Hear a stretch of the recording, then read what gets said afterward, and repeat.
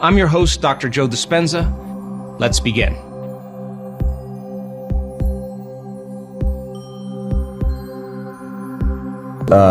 I think people actually do create programs even past the age of 7. I mean, because a program is something that you've done so many times that you no longer have to consciously think about it. It becomes unconscious.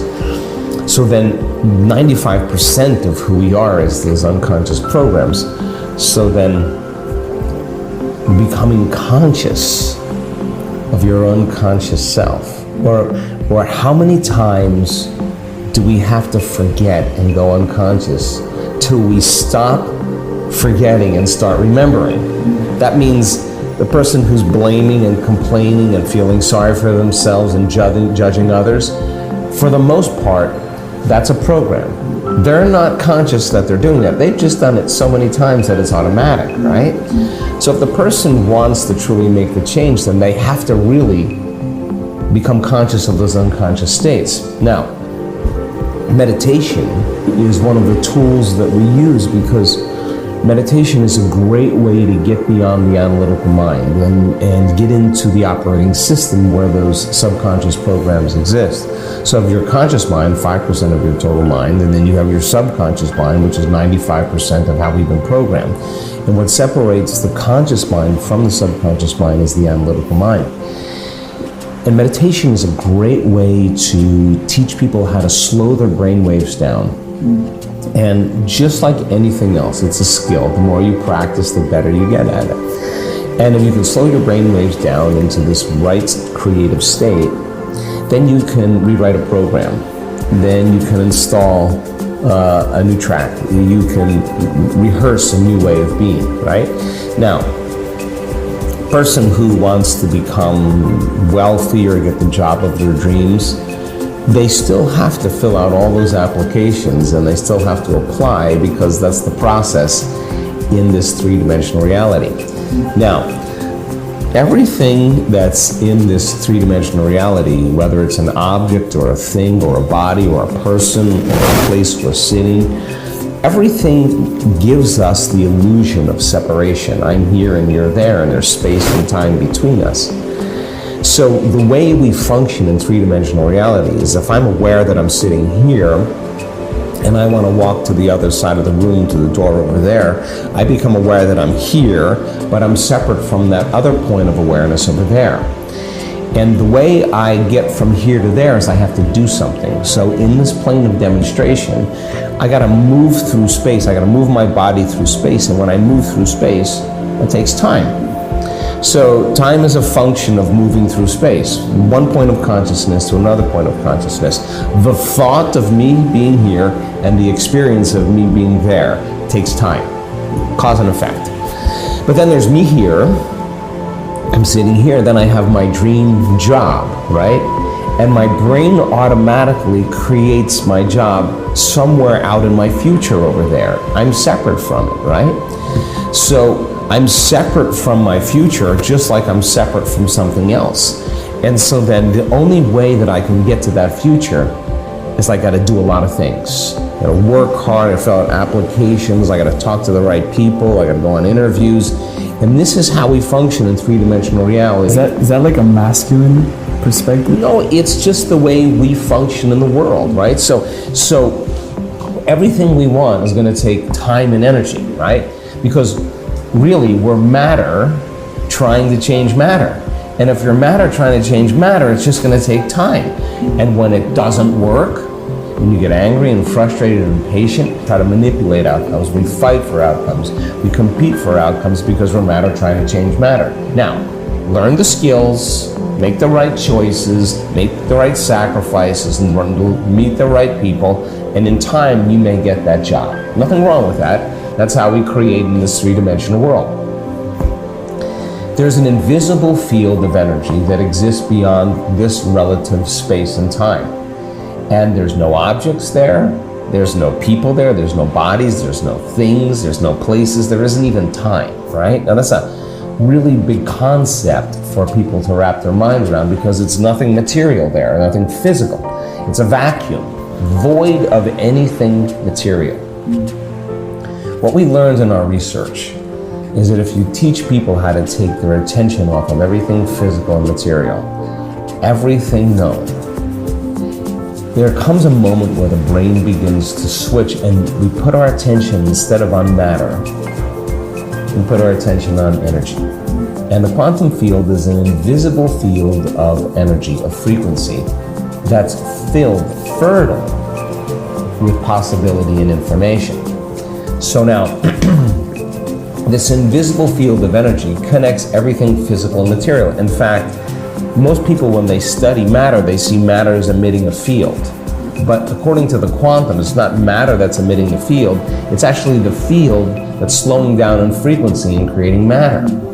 Okay, now if you can reverse that and get a person to a point where they're not their face, they're not their culture, they're not their age, they're not their profession, they're not their diet, they're not a son, or they're not a mother, they're not aware of their cell phone, they're not aware of their car, they're literally, their attention is completely in the present moment. They walk through this little door, they pass through the eye of the needle, and they enter this realm of the quantum. Now, if you teach people how to create from the quantum field instead of from matter,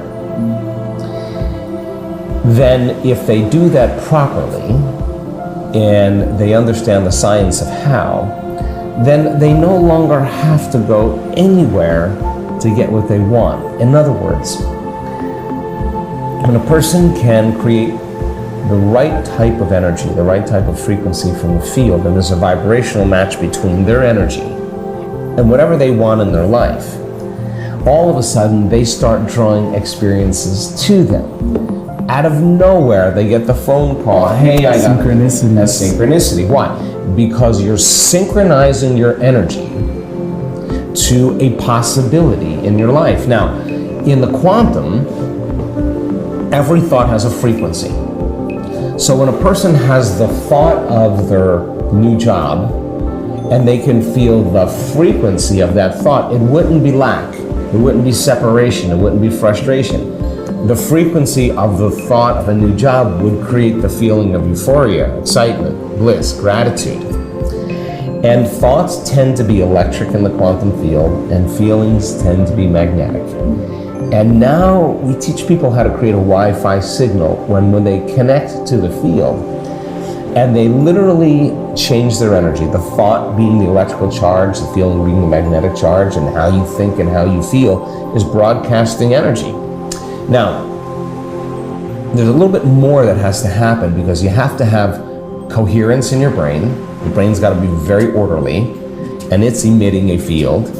And the heart, which it can do with stress. Stress is static. Stress, you disconnect, because all of your attention is going on everything physical and material, and you're drawing from this energy that's surrounding your body, and you're turning it into chemistry, and now you're isolated, you're separate. So we teach people how to get that brain coherence going and that heart coherence going, and coherence is rhythm and order. And now you have this Wi-Fi signal, and when there's a vibrational match, or you've synchronized your energy to synchronicity, those serendipities, those coincidences, those synchronicities, those opportunities start coming to you. Now, what's the cool part about that? It seems like there's a shortening of time between the thought of what you want and the experience of what you want, between cause and effect. When we create from the field instead of from matter, if we get really good at it, then the feedback that we experience in our life is letting us know that we're doing something correctly. And when you start getting the phone call or the email or the introduction to somebody, and you scratch your head and you go, oh my God, I'm the creator of my life. And all of a sudden, the next day, your belief in what's possible grows dramatically. So when you sit down to do it the next time, you get better at it. And all of a sudden, more synchronicities start to happen. And so the side effect of it is, and this is what I'm proud of in our community, is that people do the work. They don't do it because they have to do it. They do it because they don't want the magic to end. They want the synchronicities to keep happening. Now, as a young adult like you, it's good to learn both. It's good to learn how to function in a three-dimensional world, but when you look at the advantage of creating what you want, that becomes the exciting part, because now you don't have to force and control outcomes. You just have to create from the field, and then you get up from your meditation. Then your job is to stay in that state, not to return back to where is it hasn't happened yet. You just return back to the old person, right, in separation. If you're living in the feeling of your future every single day, you would never look for it. Why would you look for it if it feels like it's already happened? That's when the magic starts to occur. So this is the experiment called life. And this experiment says that there's infinite possibilities that you get to experience and create. So the person who heals themselves for chronic health condition, the next fundamental question would be, if I heal myself, can I heal somebody else?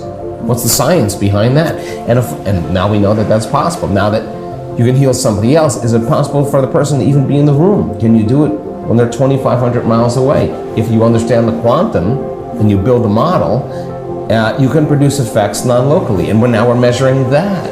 So all of these possibilities that were once never even thought as possible, people understand are possible, and not only possible, they're witnessing the outcome. So we would never know what the next possibility could be until we have the experience, and that experience opens our mind to how many other possibilities can happen from that, and it's a never-ending process.